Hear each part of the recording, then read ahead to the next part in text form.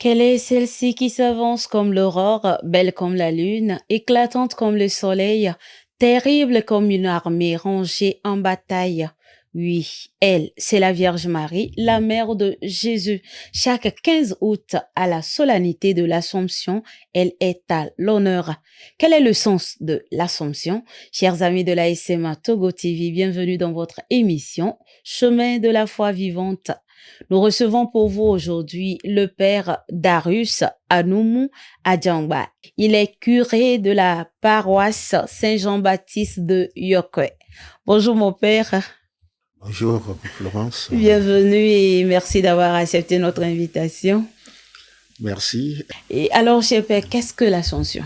L'Assomption de la Vierge Marie, c'est une solennité liturgique fêtée le 15 août. Il s'agit de la commémoration de l'élévation en son corps et en son âme de la Vierge Marie au ciel, au terme de sa vie terrestre. Nous résumerons ça, l'Assomption, en 7 termes, aussi bref que ça. Merci. Merci, cher père. Et quelle est l'origine de cette fête?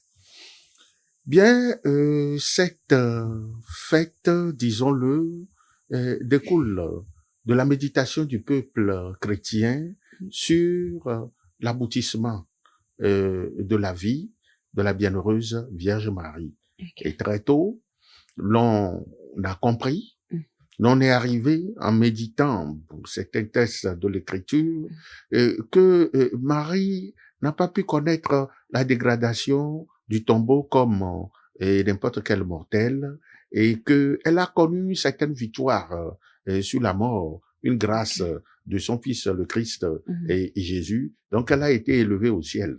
Et donc il y avait des célébrations liturgiques autour de ce thème. Et voilà, d'abord en Orient, et puis la fête s'est répandue et jusque aussi en Occident. Et donc les premières traces de célébration et de l'Assomption ont été décelées en Orient, déjà au 5e, 6e siècle, puis en Occident et au 7e siècle. D'accord. Merci, cher père, pour cet historique de la fête de l'Assomption. Et alors, cher père, pourquoi le choix de la date du 15 août? Parce que chaque année, c'est le 15 août. Oui, merci beaucoup. Question très pertinente. Au 6e siècle, l'empereur byzantin Maurice, eh bien, instaure dans son empire la fête de la Dormition de la bienheureuse Vierge Marie. Nous reviendrons sur ce thème de dormition et puis de l'Assomption. Et cette fête a été instaurée pour commémorer l'inauguration d'une église dédiée à la Vierge vainqueur de la mort, à la Vierge qui est montée au ciel. Voilà pourquoi cette date a été retenue pour la célébration de l'Assomption. D'accord, ok. Alors, on comprend mieux et pourquoi le 15 août. Et existe-t-il une différence entre l'Ascension et l'Assomption? Merci.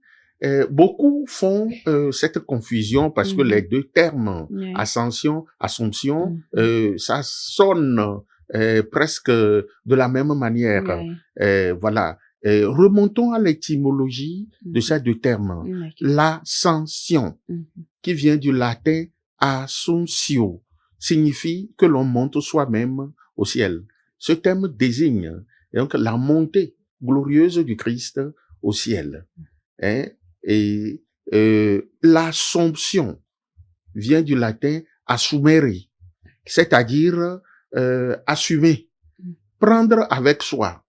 Là, ça traduit l'idée que Marie n'est pas montée d'elle-même au ciel, mais elle a été prise au ciel par son Fils Jésus. Elle a été, en quelque sorte, amenée au ciel par Dieu. Donc, quand nous parlons d'ascension, nous parlons de la montée du Christ au ciel 40 jours après la résurrection. L'Assomption, eh bien, la montée de la bienheureuse Vierge Marie au ciel, en son corps et en son âme. Et ce n'est pas par son propre pouvoir, mais par le pouvoir du Christ qui l'a amené avec lui, là où il règne désormais avec le Père. Ah, d'accord. Ok. Merci, cher Père, pour cette explication très claire entre ces deux termes, à ne plus confondre l'ascension et l'assomption. L'ascension, Jésus lui-même, il est monté au ciel, mais l'assomption, Jésus a fait monter, en quelque sorte, sa maman au ciel, là où lui-même il est. Merci, cher Père. Chez les chrétiens orthodoxes, on parle de dormition. Et s'agit-il de la même célébration? Merci. Une question aussi très pertinente. Les chrétiens orthodoxes parlent, ou bien dans l'église d'Orient, parce qu'il y a des catholiques aussi qui sont des orientaux, ils parlent plutôt de dormition. Cela traduit l'idée d'une sorte d'endormissement de la bienheureuse Vierge Marie, d'une mort, une sorte de mort de la Vierge Marie, d'un endormissement de la Vierge Marie, et puis après cet endormissement, elle a été élevée au ciel. Tandis que l'Assomption traduit l'idée d'une élévation en son corps et en son âme de la Vierge au ciel. C'est-à-dire vivante. Alors, il y a deux nuances dans l'Assomption, dans le terme de l'Assomption. Il y a la tendance qui croit qu'elle est passée d'abord par la mort avant d'être élevée en son corps et en son âme au ciel. Et il y a une tendance minoritaire qui pense que Marie n'a jamais connu la mort. Elle a été en quelque sorte élevée directement au ciel. C'est arrivé à Enoch, c'est arrivé à Élie dans l'ancienne alliance et dans la Bible. Donc quelque chose comme ça lui serait arrivé. De toutes les façons, les deux termes, dormition, assomption, traduisent la victoire sur la mort. La victoire sur la mort. C'est-à-dire donc une participation d'une créature, d'une fille d'Abraham sur la mort, ce que le Christ a promis à ceux qui croiront en son nom. En son nom. Et alors, mon père, mais des deux tendances, est-ce qu'on a aujourd'hui une révélation claire sur ce qui a été? C'est-à-dire si la Vierge était morte avant d'être élevée, ou bien, bon, elle a été élevée de son vivant? La Bible, notre première référence en matière de foi, ne dit rien sur la fin du séjour terrestre de la bienheureuse Vierge Marie. Les récits disons que l'on qualifierait d'apocryphes, certains récits qui n'ont pas été retenus dans le canon de l'écriture, eh bien, disent que Marie est morte. C'est la première tendance que l'on a trouvée sur la fin du séjour terrestre de la bienheureuse Vierge Marie. Donc, ces premiers récits disent que Marie serait morte à Jérusalem. Il y a une tradition qui dit qu'elle est morte à Jérusalem et enterrée, et d'aucuns montrent même des tombeaux à Jérusalem, soi-disant que ce fut le tombeau de Marie. J'ai jamais été à Jérusalem, j'ai jamais visité ces tombeaux. Et une autre tradition qui dit que Marie serait morte à Éphèse, puisque on pense qu'elle a été amenée par Jean à Éphèse et qu'elle serait décédée là. Et que après ce décès, eh bien, des anges sont venus amener son corps au ciel. Et là, son âme a été réunie à son corps, une nouvelle vie lui a été donnée, une vie glorieuse. Et puis, bon, voilà. On ne trouve pas ça dans les Écritures. Mais ce sont des traditions antiques qui le rapportent. Alors, plus récemment, il y a une tradition qui s'est développée en disant que Marie n'a pas connu la mort, et un peu comme Enoch et Élie, je l'avais dit tout à l'heure, elle a été enlevée au ciel. Hein, des gens sont venus l'enlever au ciel, ou peut-être le Christ l'a fait, peut-être était là de toutes les façons pour voir comment les choses se sont passées, pour le dire. Mais revenons aux Écritures, en méditant sur les Écritures. Alors, la mort, c'est le sort de tous les hommes. Le Christ, lui qui est le Saint de Dieu, eh bien, il a pourtant connu la mort. Et Marie, qui est une fille d'Abraham, ne connaîtrait pas la mort. Le pape Jean-Paul II, dans l'une de ses catéchèses, les catéchèses du mercredi, est venu sur la question. Et il dit que le chemin suivi par le Fils a été suivi par la mère aussi. Donc, Marie aurait connu la mort avant d'être élevée au ciel. Mais il y a des théologiens qui soutiennent, puisque Marie, par son immaculée conception, Marie conçue immaculée, sans péché, ne peut pas connaître la mort, puisque la mort, c'est le salaire du péché. Quelqu'un qui est immaculé ne peut pas connaître la mort. Sur les positions, et sur cette position théologique, l'Église n'a pas fermement tranché la question. Elle reste ouverte. Mais la tendance, en se basant sur l'apport de Jean-Paul II, puisque c'est le tout dernier apport qu'on a eu sur le sujet, en se penchant sur cet apport-là, on pencherait pour la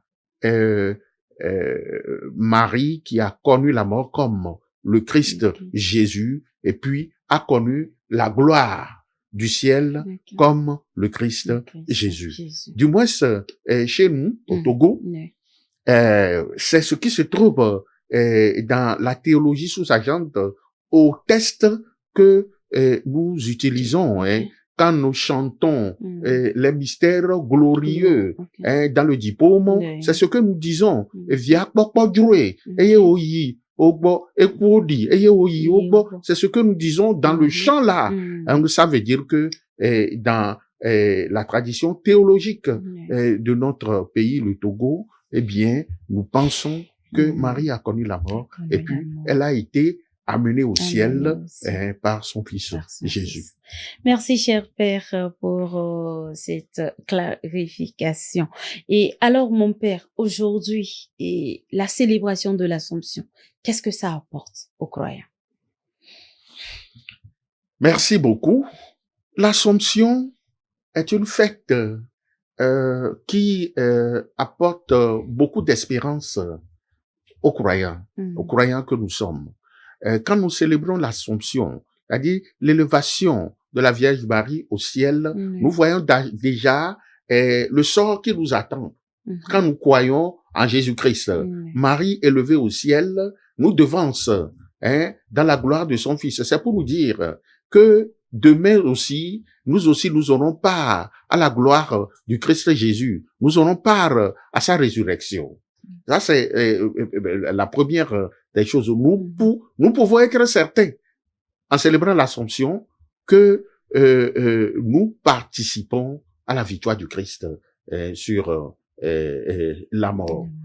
Deuxième note d'espérance dans la fête de l'Assomption, puisque Marie a été élevée en son corps et en son âme au ciel, ça veut dire que et notre corps et notre âme sont précieux aux yeux de Dieu. Le corps est important, l'âme est aussi important.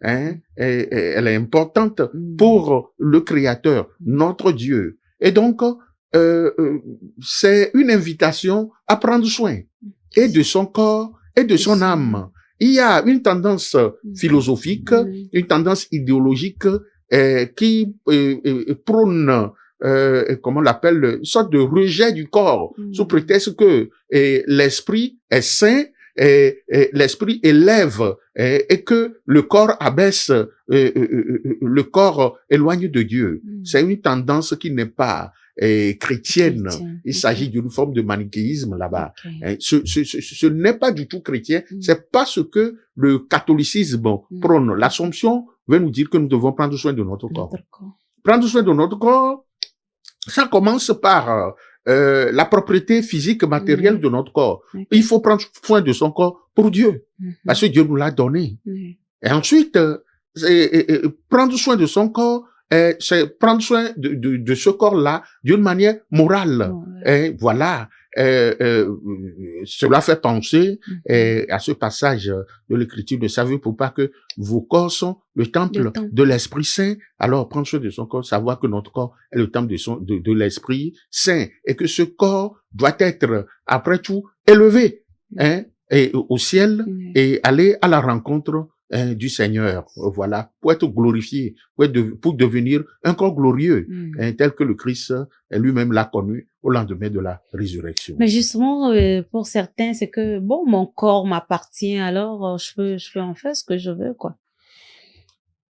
Bon, de toutes les façons, notre corps nous appartient, mais nous devons rendre compte de ce que nous avons fait devant Dieu. Nous ne sommes pas les propriétaires omnipotents de la création, mais comme on doit le dire, nous sommes des gérants de la création, y compris de notre propre corps. Nous devons en rendre compte au Créateur au dernier jour.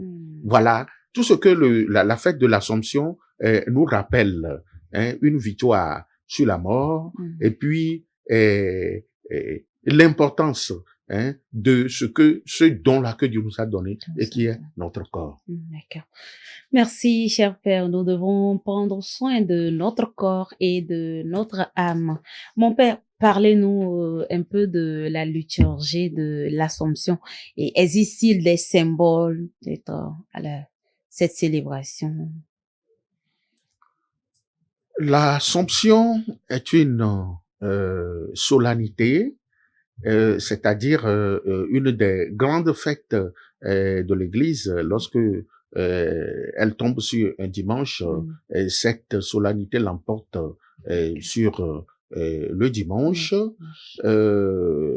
Ça veut dire que dans la célébration d'une solennité, il y a le Gloria et puis plus il y a le Credo, pour montrer le caractère solennel, que c'est une grande fête. Alors, la couleur liturgique pour l'Assomption, c'est le blanc. On admet en liturgie de certaines couleurs qui ont une teinte vers le bleu pour célébrer les solennités ou bien les grandes fêtes de la Bienheureuse Vierge Marie. Ça peut être aussi admis. Alors, est-ce qu'il y a un signe particulier de l'Assomption? Ben, je parlerai peut-être du signe que l'on trouve dans la première lecture que l'Église propose en ce jour en méditation. Un grand signe apparu dans le ciel, une femme drapée de soleil, couronnée d'étoiles, et la lune sous les pas.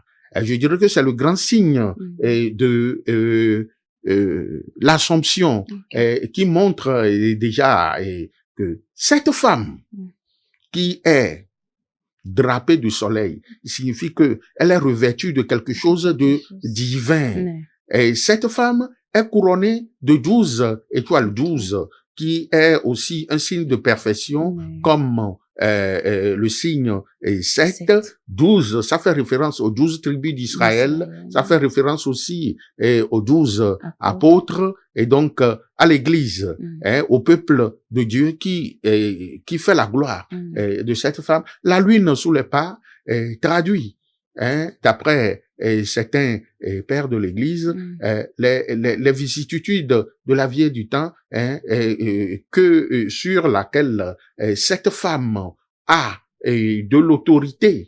Elle a de l'autorité sur la vicissitude de cette vie.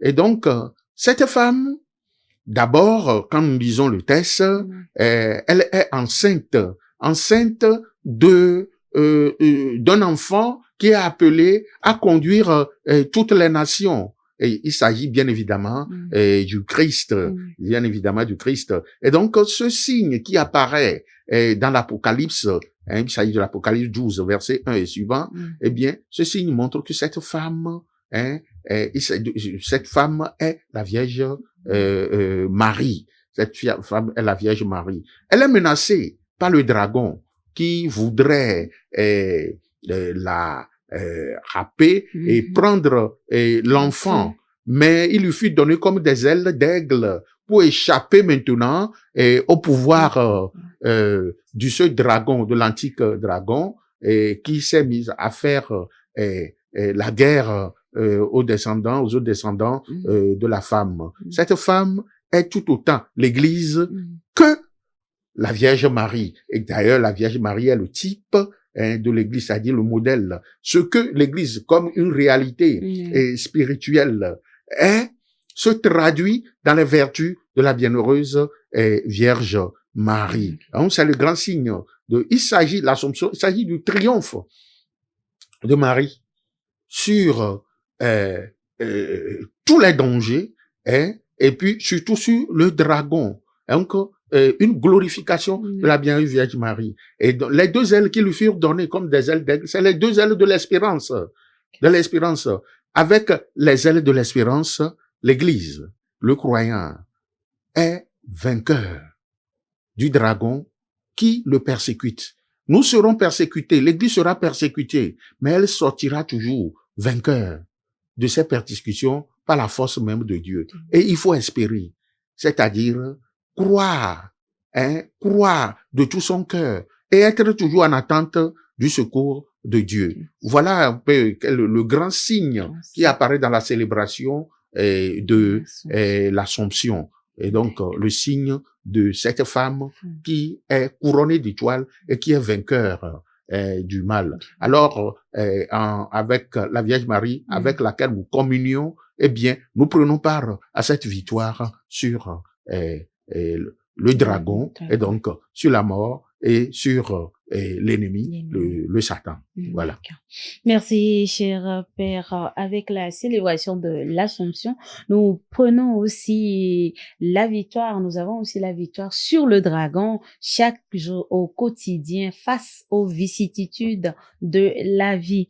Mon Père, comment peut-on vivre la fête de l'Assomption? Comme toute célébration des fêtes de la bienheureuse Vierge Marie, il faut rentrer dans ces célébrations-là avec un cœur d'enfant qui aime beaucoup sa mère.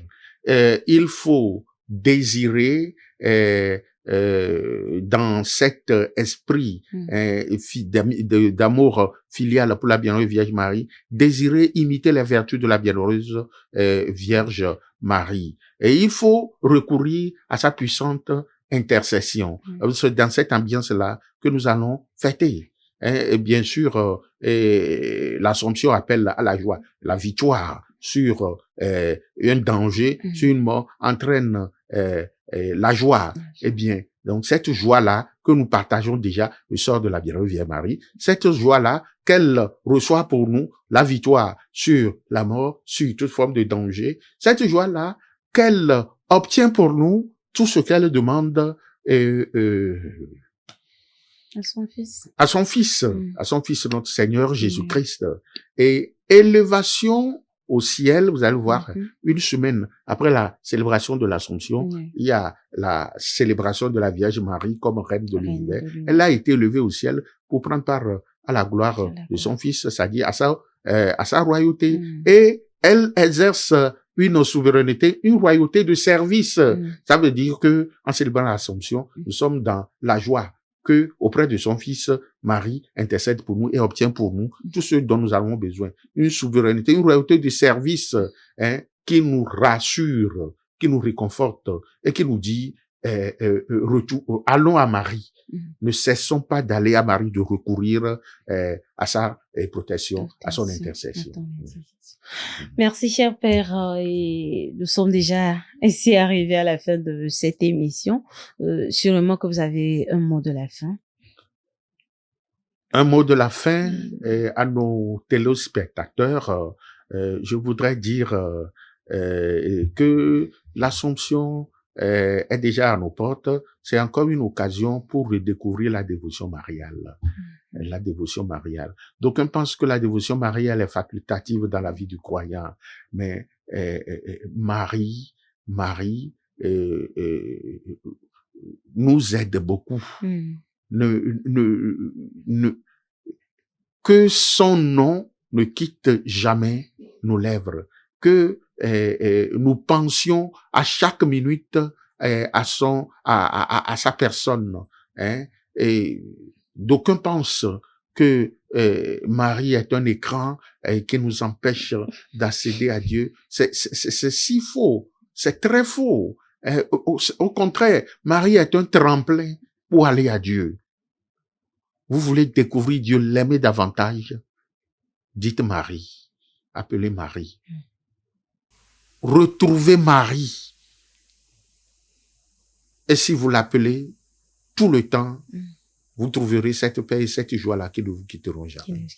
Merci, cher Père, et bon retour à vous. Merci pour ce temps d'enseignement. Et on espère vous revoir très prochainement Ce à nos sera côtés. toujours avec plaisir. Merci, cher Père.